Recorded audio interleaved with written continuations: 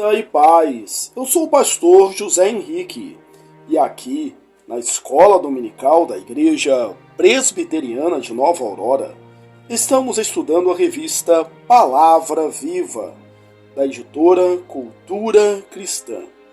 Tema trimestral: Conhecimento de Deus e crescimento em santidade. A natureza e os atributos comunicáveis de Deus. 9. A santidade de Deus. Texto básico, Isaías 6, 1-7. No ano da morte do rei Uzias, eu vi o Senhor assentado num alto e sublime trono, e as abas de suas vestes enchiam o templo. Serafins estavam por cima dele. Cada um tinha 6 asas. Com 2 cobria o rosto, com 2 cobria seus pés, e com 2 voava. E clamavam uns para os outros, dizendo: Santo, Santo, Santo é o Senhor dos exércitos. Toda a terra está cheia da sua glória. As bases do limiar se moveram à voz do que clamava, e a casa se encheu de fumaça. Então disse eu: Ai de mim! Estou perdido, porque sou homem de lábios impuros. Habito no meio de um povo de impuros lábios. E os meus olhos viram o Rei, o Senhor dos exércitos. Então, um dos serafins voou para mim, trazendo na sua mão uma brasa viva que tirara do altar com uma tenaz. Com a brasa, tocou a minha boca e disse: Eis que ela tocou os teus lábios. A tua iniquidade foi tirada e perdoado o teu pecado. Introdução. A doutrina da santidade de Deus é uma das mais conhecidas de toda a Bíblia. Todos os cristãos sabem que Deus é santo. No entanto, curiosamente, nem todos os cristãos sabem quais implicações essa doutrina tem para o nosso relacionamento com Ele. O que a santidade de Deus tem a nos dizer sobre o ser divino? Como a santidade do Senhor ilumina nosso relacionamento com Ele? Tópico 1. A natureza da santidade. A teologia reformada, baseada na Escritura, ensina a santidade majestosa e a santidade moral de Deus. A santidade majestosa de Deus. Dr. Eber ensina que Deus é santo porque Ele é totalmente distinto e separado das suas criaturas, além de ser exaltado sobre elas por causa da sua infinita majestade. Nesse sentido, sua santidade é singular. A santidade majestosa de Deus faz com que Ele seja incomparável. Como Criador, Ele está acima das suas criaturas. Êxodo 15, 11, Isaías 57, 15. B. A santidade moral de Deus. A santidade moral de Deus faz com que Ele seja totalmente isento de pecado. Deus é moralmente santo, porque não peca e não pode pecar. Tito 1:2 e Hebreus 6:18. Esse Deus santo nos dá leis que refletem quem Ele é moralmente. É nesse sentido de santidade que vamos nos concentrar, porque diz mais a respeito de nós. Dizer que Deus é moralmente santo é dizer que ele é separado do mal moral, do pecado. Jó 34:10, Abacuque 1:13. Por ser totalmente livre de qualquer contaminação moral, Deus exige santidade dos homens, feitos à sua imagem e semelhança. Perkoff define a santidade moral de Deus como aquela perfeição divina em virtude da qual Deus eternamente quer e mantém sua excelência moral, aborrecendo o pecado e exigindo pureza de suas criaturas morais. Tópico 2. A importância da santidade divina. Esse atributo é enfatizado de modo especial na Escritura. Ela diz que Deus é Santo, Santo, Santo. Isaías 6:3. Mas não diz, por exemplo, que ele é justo, justo, justo, ou bom, bom e bom. Isso não significa que a santidade seja mais importante que os outros atributos de Deus, mas através dessa ênfase, a Escritura mostra a necessidade de sabermos que a santidade caracteriza todos os outros atributos de Deus. A fidelidade de Deus é santa, a graça de Deus é santa, a vontade de Deus é santa, e assim por diante. Portanto, na próxima vez que pensar na justiça e na ira de Deus, lembre-se que sua justiça é santa e sua ira é santa.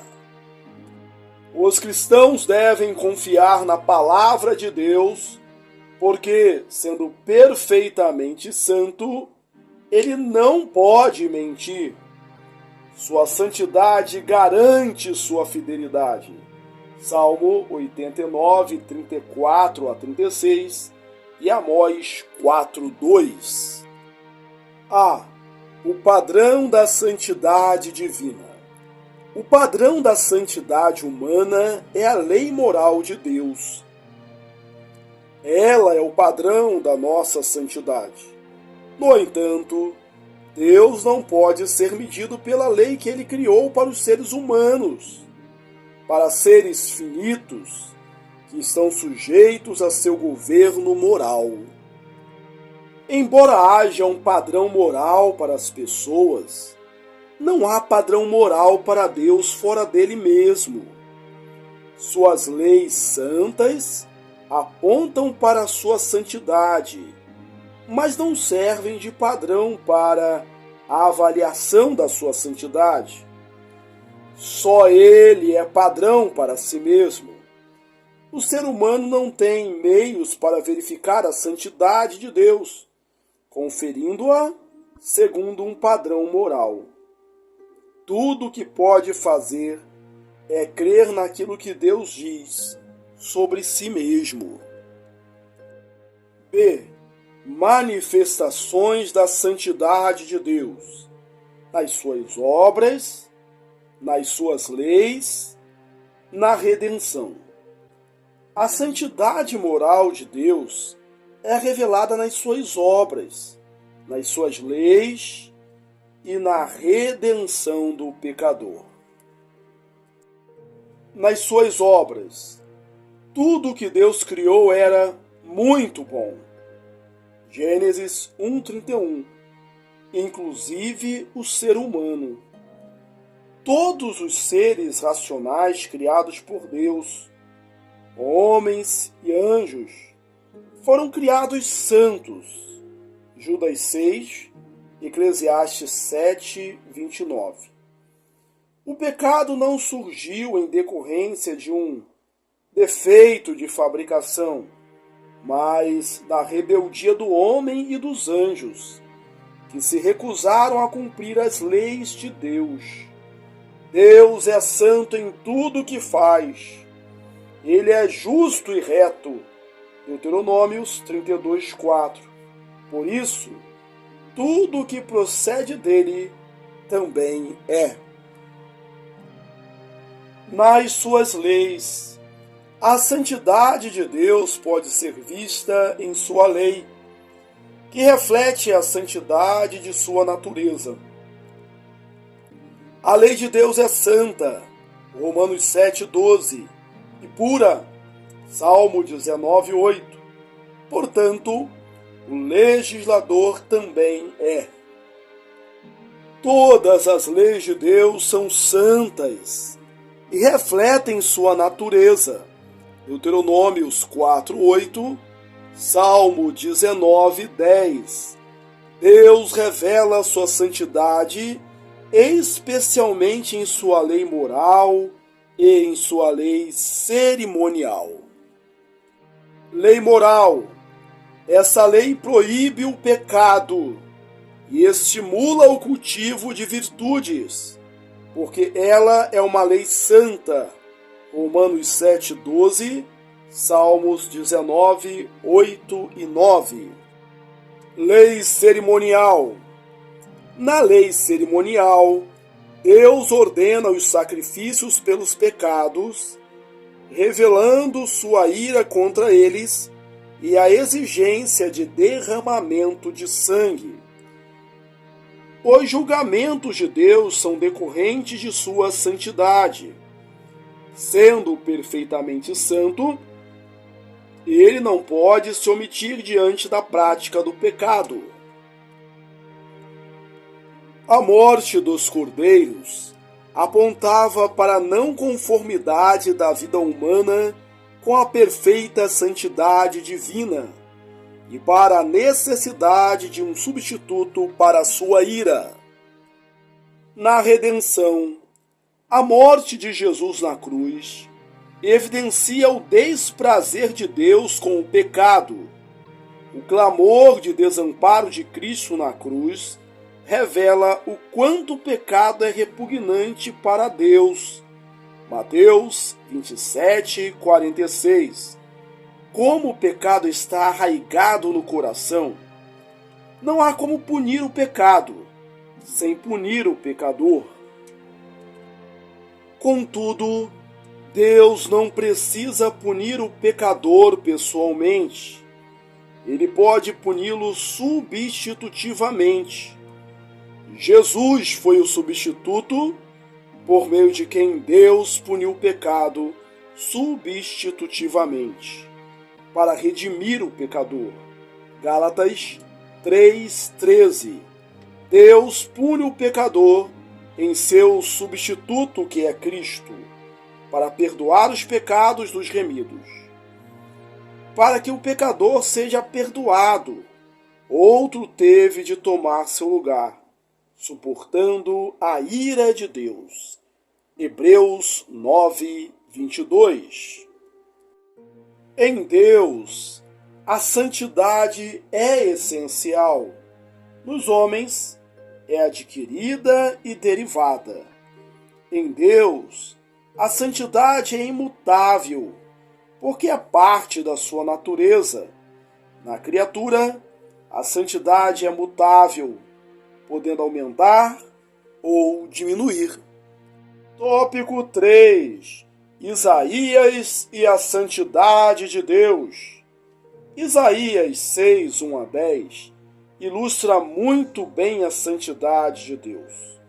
O profeta viu os serafins proclamando em alta voz a perfeita santidade de Deus no ambiente carregado de majestade e glória. Isso causou no profeta uma forte reação e uma grande consciência de seu próprio pecado. Há dois aspectos nessa visão que precisam ser observados: a revelação da dupla santidade de Deus e a reação de Isaías. A revelação da santidade majestosa de Deus. A santidade majestosa de Deus é vista no verso 1. No ano da morte do rei Uzias, eu vi o Senhor assentado sobre alto e sublime trono, sublime, um trono exaltado, glorioso. Isaías viu uma cena gloriosa. Essas palavras mostram como Isaías enxergava Deus. O menor enxergava o maior. Isaías viu o exaltado Rei do Universo em sua glória, o que fez com que ele se sentisse pequeno e miseravelmente pecador. No versículo 2, vemos que os serafins, com 2 asas, cobriam o rosto.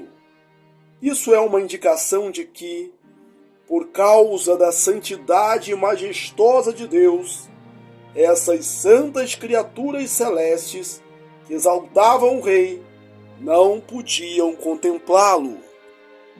A revelação da santidade moral de Deus. A passagem também aponta para a santidade moral de Deus. A cena que Isaías viu o fez contemplar a perfeição do caráter moral de Deus. Essa foi a percepção de Isaías quando os serafins proclamavam: Santo, Santo, Santo é o Senhor dos Exércitos.